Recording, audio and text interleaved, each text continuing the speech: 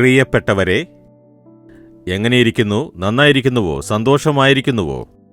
ഒരു പ്രധാനപ്പെട്ട വിഷയം നിങ്ങൾ അറിഞ്ഞിരിക്കണം. ഏത് കാര്യത്തിലും നമ്മൾ പ്രയത്നിക്കേണ്ടതാണ്. എക്സാം എഴുതുന്ന കുട്ടികളെ നോക്കൂ. ജയിക്കാനായി അവർ പഠിക്കുന്നു, കഠിനാധ്വാനം ചെയ്യുന്നു. ഒരു ജോലിക്ക് പോയാൽ, ഇന്റർവ്യൂവിന് പോയാൽ അതിനവർ ഒരുങ്ങുന്നു, പ്രയത്നിക്കുന്നു. ജോലി ചെയ്യുന്നവര് പ്രൊമോഷൻ കിട്ടണമെന്നുണ്ടെങ്കിൽ കഠിനാധ്വാനം ചെയ്ത് പുതിയ വിഷയം പഠിച്ച് പ്രയത്നിക്കുന്നു. ഒരു ബിസിനസ് ചെയ്യുന്നവര് മേൽക്കുമേൽ ബിസിനസ് അനുഗ്രഹിക്കപ്പെടണമെങ്കിൽ അതിനു പകലും രാത്രിയും പ്രയത്നിച്ചുകൊണ്ടേയിരിക്കും.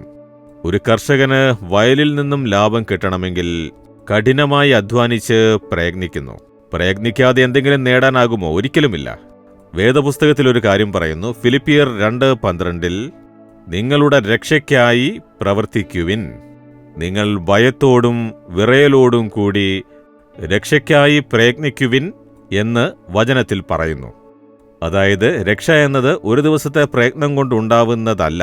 ഒരു ദിവസം രക്ഷിക്കപ്പെട്ടു, വീണ്ടും ജനിച്ചു, യേശു പാപത്തെ ക്ഷമിച്ചിരിക്കുന്നു, എല്ലാം അവസാനിച്ചു എന്ന് വിചാരിക്കരുത്.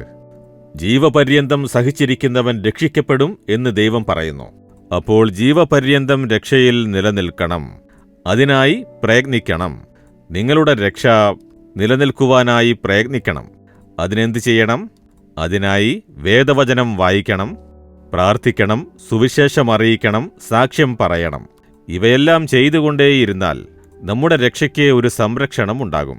ദിവസവും പ്രാർത്ഥിക്കുമ്പോൾ നമ്മുടെ മനസ്സിൽ ഒരു സംരക്ഷണമുണ്ടാകും. ദിവസവും വേദവചനം വായിക്കുമ്പോൾ ഒരു സുരക്ഷയുണ്ടാകും. അപ്പോൾ യേശുവിനെ അറിയിക്കും തോറും ആത്മീക ജീവിതത്തിൽ വളർച്ചയുണ്ടാകും. സാക്ഷ്യം പറയും തോറും ആത്മീക ശക്തിയുണ്ടാകും. അതിന് പ്രയത്നിക്കേണ്ടതുണ്ട്.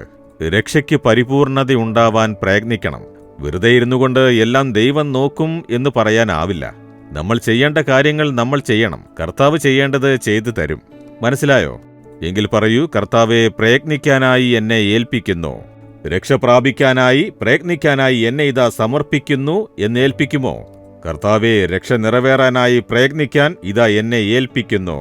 ഞാൻ മടിയനായിരിക്കില്ല. വേദവചനം ധ്യാനിച്ച് പ്രാർത്ഥിച്ചുകൊണ്ടേയിരിക്കാൻ, സുവിശേഷത്തെ അറിയിക്കാനും സാക്ഷ്യം പറയാനും ആത്മാക്കളെ ശേഖരിക്കുവാനും എന്നെ ഏൽപ്പിക്കുന്നു. യേശുവിന്റെ നാമത്തിൽ ആമേൻ, ആമേൻ. Jesus readings Malayalam YouTube channel subscribe ചെയ്യുക. ബെൽ ഐക്കോൺ ക്ലിക്ക് ചെയ്യുക. ഞങ്ങളുടെ ദൈനംദിന പ്രോഗ്രാമുകളെക്കുറിച്ചുള്ള അപ്ഡേറ്റ് ലഭിക്കുവാൻ